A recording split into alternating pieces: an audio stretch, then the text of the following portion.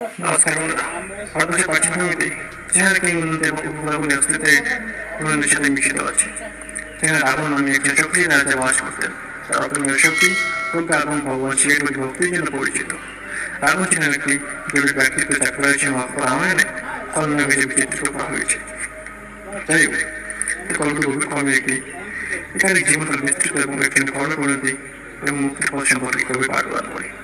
রাবণ রাজ্যটা পূর্বে ভগবান বিষ্ণুর চিরন্তন বাসস্থান ওই ঘটনায় পৌঁছতে কেউ সেই আবার ছিল।